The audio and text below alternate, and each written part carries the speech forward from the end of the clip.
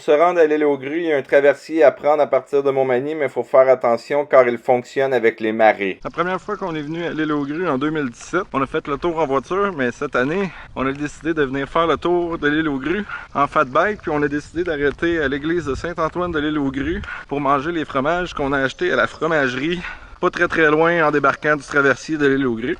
Puis plus tard dans la vidéo, je vais vous mettre d'autres photos de l'église.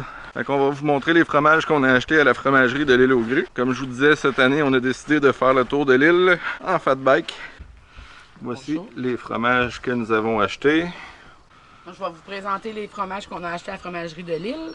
On a d'un côté les plus forts, qui est la bête à Séguin, qui est un brie fort style camembert. On a aussi le canotier de l'île, un cheddar extra fort, vieilli de 2 ans.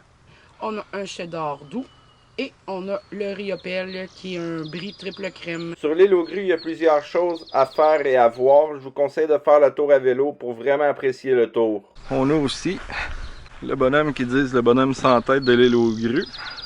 Je vais vous conter un peu plus l'histoire tantôt. L'île aux Grues est située en face de Cap-Saint-Ignace à l'est de la ville de Québec. Plusieurs mystères y seraient sur l'île.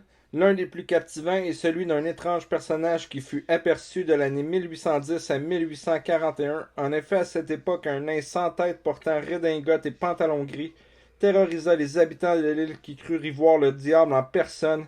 Presque tous les habitants furent témoins de cette étrange présence. La première fut une certaine Catin Gagné et le dernier fut Louis Lebel, qui reçut des blessures lors de cette insolite rencontre. Le petit bonhomme sans tête ne se montrait que la nuit, et toujours au même endroit de l'île, près de la côte qui mène à la Haute-Ville. Les témoins cités ont réellement existé, leurs témoignages concordaient entre eux, et les lieux décrits sont encore visibles aujourd'hui. Mais qui est donc cet étrange personnage? Un fantôme? Un être de légende? Un être réel vivant en reclus? S'agit-il d'un noble comme le laisse croire son habillement? D'un enfant difforme appartenant à une quelconque famille de l'île et gardé au secret? Qui sait? Mais on aime toujours les légendes et les mystères. Petite promenade dans la réserve naturelle de Pointe-au-Pin, la réserve naturelle de Jean-Paul Riopelle. On a quelques panneaux explicatifs à l'entrée du sentier. Et on part ça, c'est une petite boucle. Ça en entendant les oiseaux chanter. La réserve naturelle de Jean-Paul Riopelle, c'est le célèbre peintre qui lui a donné son nom. C'est une zone écologique de 48 hectares située à l'ouest de l'île aux Grues, aussi connue sous l'appellation de la Pointe-au-Pin. Elle abrite un ensemble floristique exceptionnel dont un érablière tricentenaire, près de 3 km de sentiers guident les visiteurs vers les hâtes et les belvédères qui offrent de magnifiques points de vue. C'est disponible sur l'application On The Go. La carte interactive propose un parcours de 12 stations, chacune accompagnée d'une trame narrative audio, de fiches d'information et d'images.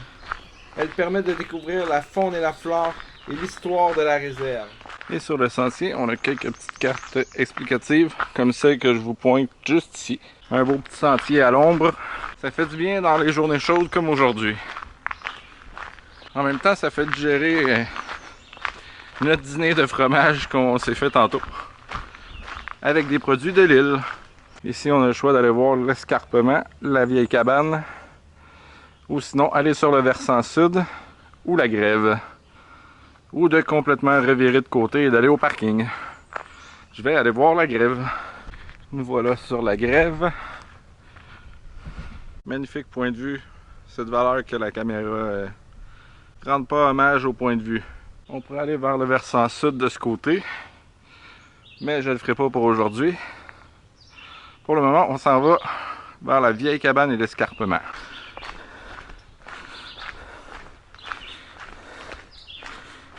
Puis dans le fond, la réserve naturelle Jean-Paul Riopelle a été nommée en son honneur. Dans le fond, on parle du peintre Jean-Paul Riopelle qui a vécu sur l'île aux Grues.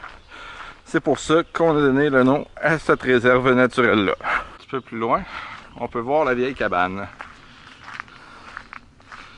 Je vais essayer de vous prendre un point de vue où ce qu'on voit mieux. Juste ici, je devrais vous avoir un pas pire point de vue. L'archipel de l'île aux Grues compte 21 îles et îlots. Il n'y en a qu'une qui a une vie sociale et économique, c'est l'île aux Grues. Nous voici à la tour d'observation de l'île aux Grues. On va monter ça, voir ce qu'on voit en haut. L'inauguration de la plateforme a été faite le 13 octobre 2005. Déjà avant d'être en haut, on a quand même un beau point de vue.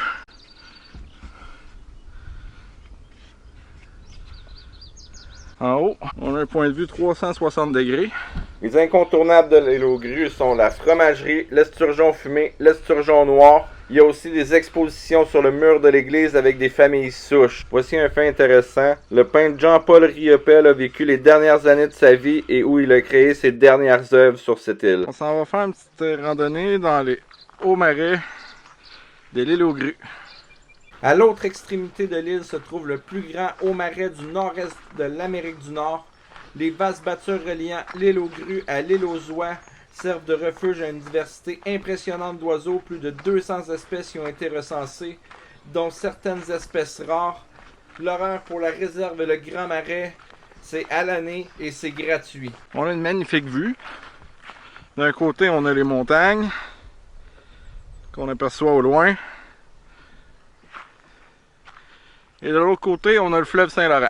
Sur notre route, on a croisé une guide qui nous a dit que maintenant, le sentier fait le tour.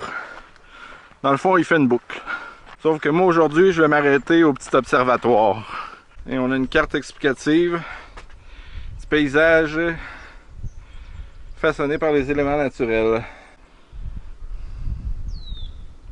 Pour conclure la vidéo, on va vous montrer quelques images des pancartes qu'on retrouve au bord de la route qui expliquent les ancêtres dans ces maisons-là. On vous laisse sur ça. Veuillez liker, partager, ainsi que vous abonner. Quand vous commentez, ça chatouille l'algorithme YouTube et ça nous aide à nous faire connaître.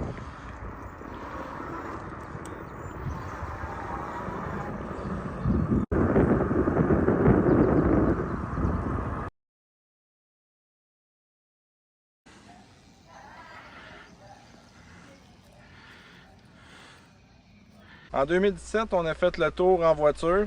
Maintenant, en 2023, on a fait le tour en vélo. Puis on peut vraiment plus profiter de l'île, de voir plus de choses, d'aller dans des places où on est moins habitué d'aller en véhicule. Ça nous permet de voir de plus belles choses.